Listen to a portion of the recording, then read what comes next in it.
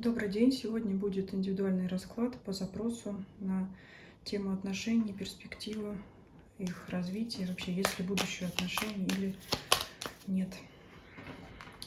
Возьмем 3 колоды Таро, колоду Ленорман, с нее начнем и дополним на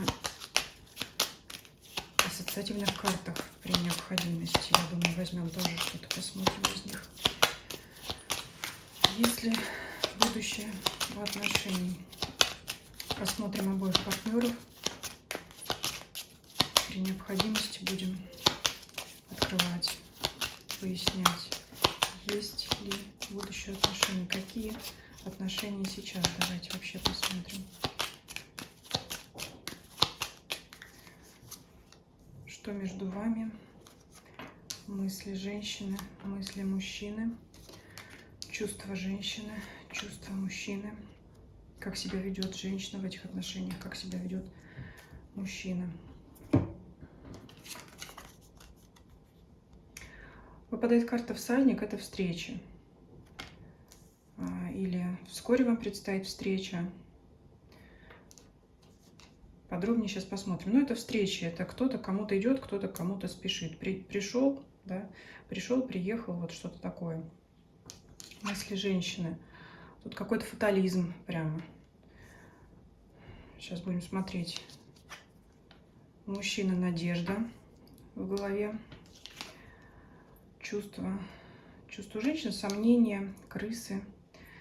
Сомнения, это может быть грусть, переживания, особенно вот если в голове карта крест, то и чувство, угрызение совести, да, вот так вот как-то хочется сказать, потому что грызуны, да, идет, мыши, крысы, чувство мужчины, Луна, но у него тоже есть некие сомнения, но у него более здесь позитивно вообще открывается, у женщины здесь больше переживаний, больше, так скажем, мыслей таких глобальных. Сейчас еще посмотрим поведение женщины. Ну, это переписка, то есть это сообщение мужчине. Тут так, на таком уровне проявляется скорее так. А мужчина ищет ключик к отношениям. Вот смотрите. Сейчас еще посмотрим, что выходит вперед на первый план. Ну, здесь, как мы видим, сердечных таких карт не выпало, хотя видно, что отношения, конечно, есть. Но вот на уровне свиданий, встреч, да, приехал, уехал. Если бы это вообще было новое знакомство, я бы сказала, что это вот свидания, первые встречи, какие-то вот такие. Уже сказала, что у мужчин больше надежд на этот союз. Такое ощущение, что он настроен более позитивно, но тем не менее есть проблема о том, как этот союз развивать. И вообще он вот всяческими путями, ключ открытый, он ищет пути, как чаще встречаться, как чаще видеться, как общение сделать лучшим. У него больше надежд на развитие этого союза. Женщина, она это все воспринимает более, вот как я сказала, фатально. И больше переживаний. Мужчина тоже переживает о том, как оно будет. Так что если вы загадываете о том, что, ну, вы, ясно, если спрашиваете этот вопрос, вы переживаете, как оно будет, мужчина тоже переживает. Кстати говоря, может быть, переживания у него даже более глубокие. Особенно вот как по Луне обычно ночью идет. Ночью перед сном там вот думает, размышляет.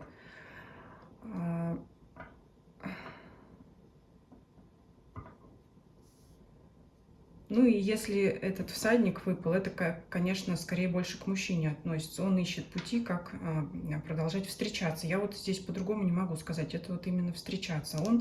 Он хочет, а вот от женщины какие действия идут, ну это письма. Вряд ли она является чаще инициатором встреч, нежели мужчина. То есть от него больше идет инициатива. Но здесь, в принципе, он ведет себя, ну, активно, да, как и должен вести себя мужчина. Давайте сразу вот возьму вот эти ассоциативные карты, потому что интересны чувства, да, вот чувства пока нам не показывают, показывают скорее переживания с обоих сторон о том, как действительно, как этот союз будет развиваться. Крест, вот он как раз в голове, в мыслях у женщины говорит о том, что Ну, вообще могут быть такие мысли, по судьбе этот союз или не по судьбе. Вот действительно, в чем вопрос и заключается, то и лежит в голове. Будет он иметь продолжение или не будет. Но это вот такая пока общая картина. Давайте посмотрим на ассоциативных картах. Одну возьмем карту для женщины, одну для мужчины. И мы сейчас уточним чувства еще. Да, я хочу посмотреть чувства, потому что в чувствах больше переживаний, нежели самих чувств. Вот если бы выпадала карта сердца, карта там, например, лилии, это вот такая была бы, знаете, как трактовка влюбленности. Я здесь не вижу. То есть здесь уже отношения, они не первый день, так скажем, не первый, может быть, месяц. То есть это уже отношения, которые длятся длительное время. И на первый план выходят не сами эмоции, яркие чувства, а именно вопрос, как быть дальше у обоих. Да, потому что женщина про себя все знает, которая спрашивала. А вот если она сомневается в мужчине, то имейте в виду, что он тоже переживает за этот союз и тоже думает, как и что. Так, давайте для женщины. Вот здесь выпала карта. А здесь женщина держит в руках фотографию и разрывает ее. То есть есть мысли о том, чтобы этот союз прервать. У мужчины может быть ревность, потому что здесь вот на карте изображена пара. Они вроде вместе обнимают друг друга, но за спиной, значит, женщина пишет сообщение кому-то другому. То есть здесь мужчина может понимать, что... Понимать или знать, что, может быть, он не один. В любом случае, это ревность у него. Он понимает, что, ну, скажем так, сообщения вот эти самые могут приходить не только ему. Так, я думаю, эту колоду больше трогать не будем. То есть здесь у мужчины ревность, у женщины также сомнения, опять сомнения в этом союзе. Но я еще могу подчеркнуть, фотография, она еще не полностью разорвана, она разорвана до середины. То есть у женщины был порыв скорее эти отношения прекратить, но на каком-то моменте она перестала рвать эту фотографию. И вот нам, значит, здесь фиксация кадра, да, вот изображение, то, что, ну, может быть, пока не нужно прерывать эти отношения. То есть еще в раздумьях. Давайте посмотрим Таро. То есть общую картину мы посмотрели сейчас. Я думаю, она, собственно говоря, описала сам вопрос. Женщина, как известно, про себя уже все знает. Давайте теперь подробнее открывать мужчину, да, потому что нам интереснее, что там у него, да, в его стороне. Я же сказала, настрой более у него оптимистичный. То есть, в принципе, у него нет сомнений продолжать эти отношения, несмотря на ревность. А вот у женщины есть сомнения. Так, давайте еще мысли еще раз смотрим. Пятерка мечей. Опять соперничество выходит. Страсть есть. Девятка кубков.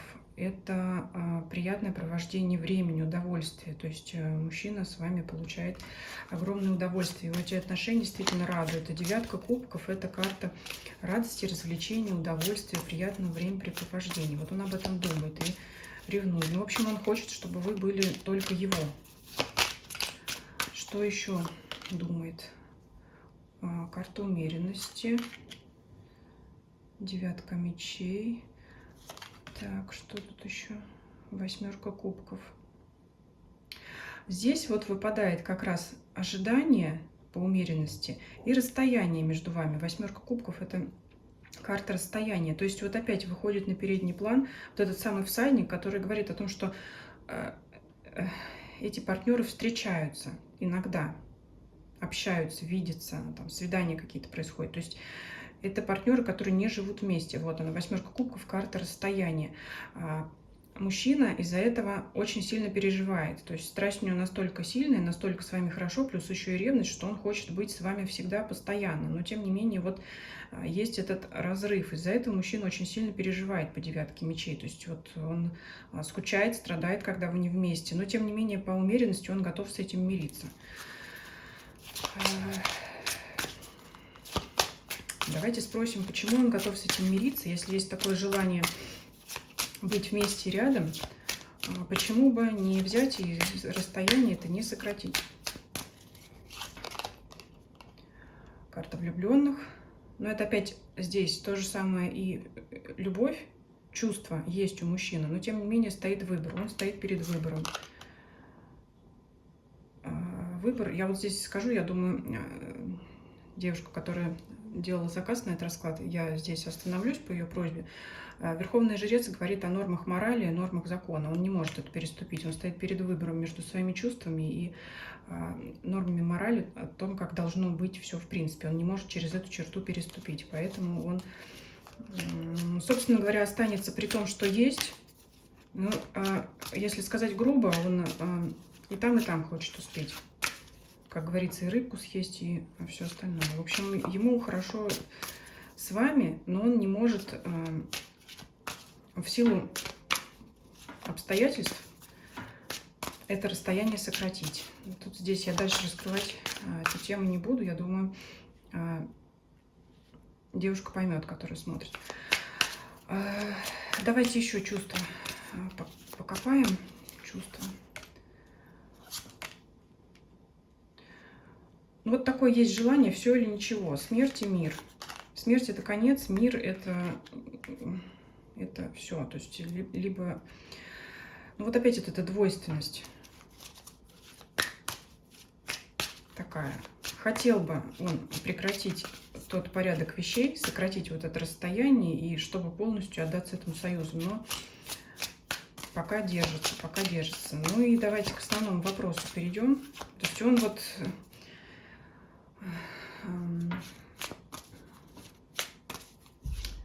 как на распутье стоит. Он и туда хочет, и хочет, и не может сделать. Давайте смотреть его дальнейшие действия, его дальнейшее поведение, что он будет дальше делать. Еще чувства раскрывать будем.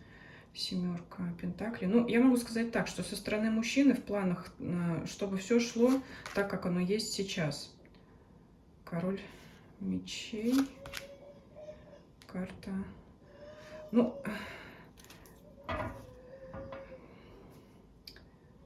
в принципе, вот если брать его чувства, эмоции, он хотел бы быть с вами рядом. Но если брать реальность, да, если брать наш разум, его, вернее, то здесь он все-таки, конечно, с трезвой головой. Поэтому в его понимании, чтобы это все оставалось так, как есть. И карта шута, она обычно говорит о легких отношениях, то есть, ну, не то чтобы без обязательств, но и брака я, честно говоря, здесь не вижу. Если вот здесь вас этот вопрос интересует, пока он оставит все как есть, при этом все равно по мечам будет в нем эта ревность, но и карта шута, которая идет вот здесь,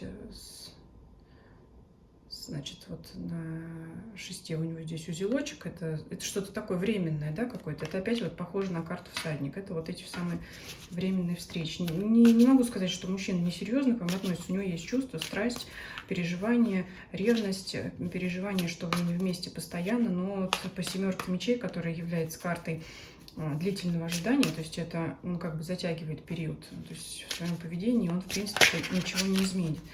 Ну и давайте посмотрим еще на более отдаленное будущее. Все-таки есть ли перспективы у этого союза?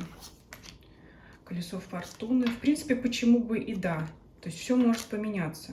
Двойка мечей. Пока такая двойственная ситуация у вас. И, ну, конечно, она зависит больше от вас, как я уже сказала. Вот здесь я уже говорила, что девушка пыталась разорвать фотографию, но не смогла. Все зависит здесь от вас. Смотрите, что получается. Ну, в общем, так скажем, планы мужчины оставить все как есть. Если вас это будет устраивать, значит, все останется так, как есть. Вот это вот опять двойка пентаклей. Не то, не сё, или так, или так. Это тоже карта выбора. То есть слово за вами. Если вы захотите оставить все как есть, значит, так и будет. Она полуразорвана, эта фотография, не до конца, да, вот эти вот какие-то встречи. То есть разорванная фотография, она не дает вам совместного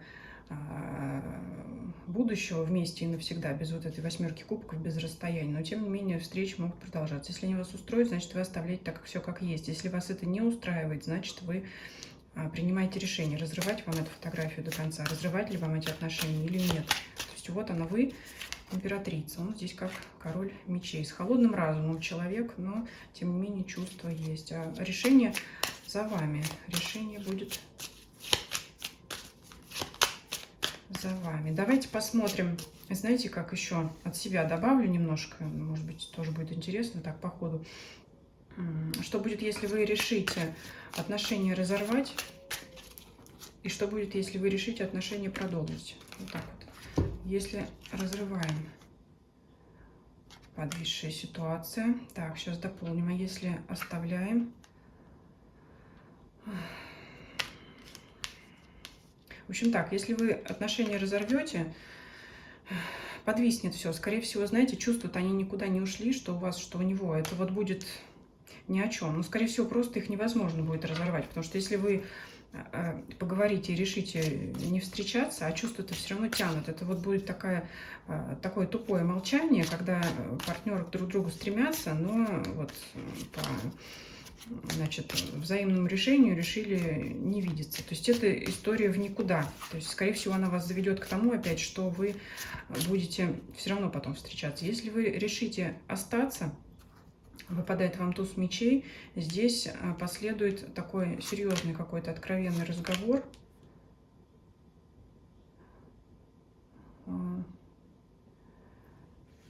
Разговор будет, сейчас опять в общих чертах скажу, чтобы не раскрывать то, что клиентка просила не раскрывать.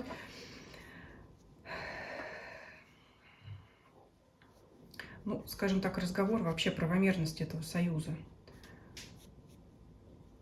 О том, что присутствует ли здесь искренность, правильно ли это все или нет. То есть, ну, грубо говоря, будет выяснение отношений, расставление всех точек над «и». То есть, если вы продолжаете общаться, ну, здесь не могу сказать выяснять отношения жестко, но, значит, все равно вы будете обсуждать свои отношения, в каком они статусе, в каком они состоянии.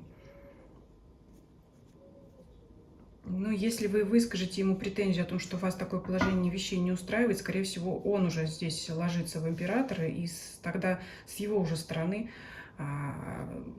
ложится башня. Это уже с его стороны будет расставание. Поэтому я могу так сказать. Либо все продолжается так, как есть, либо вы решаете этот союз прервать, но все равно будет тянуть. Ну и если вы решите остаться, но, значит, выразить претензии своему партнеру о том, что нужно что-то менять, статус вашей пары, то, скорее всего, он это решение не примет, потому что он хочет, чтобы все было так, как есть.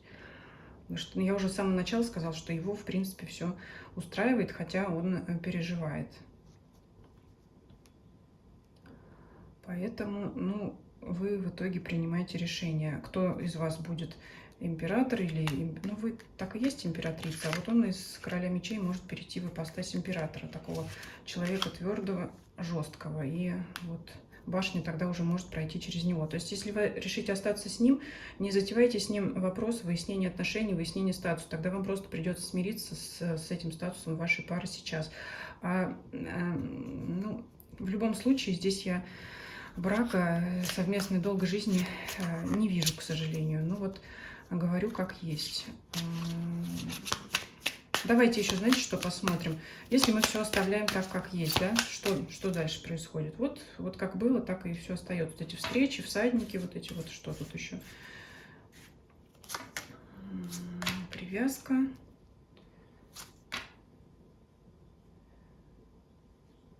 Вот знаете, я вам так скажу, если вы оставляете все как есть, как бы мужчина, он по дьяволу попадет как, я не знаю, как выразиться, как вам в услужение. Я имею в виду, что он будет стараться вам угождать, потому что в таком случае вы как бы соблюдаете...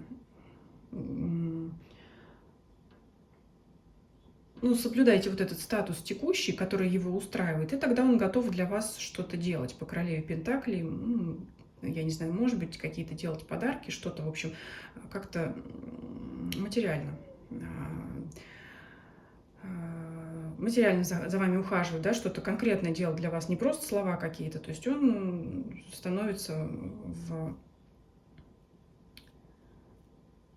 подконтрольным вам. Вот так вот. Но здесь уже включается вопрос такой меркантильный больше. Вот, поэтому, если вы хотите длительные отношения, брак, стабильный союз, то нет. А если вы вот согласны на это, то вот по дьяволу он, конечно, будет стараться сделать для вас все, что угодно, лишь бы вот эти отношения поддерживать, да, то есть все для тебя, лишь бы вот ты была со мной, но по-другому я не могу, вот так вот. То есть вы его здесь, конечно, привязали по дьяволу, он вот за вами с фонарем, что называется, найду всегда, где хочешь, где угодно. Вот он, этот ключ, который открывает все двери. Он много сделает, чтобы быть с вами вместе, но только вот на том же уровне. Я думаю, все понятно здесь, в данной ситуации. Спасибо за просмотр. До свидания.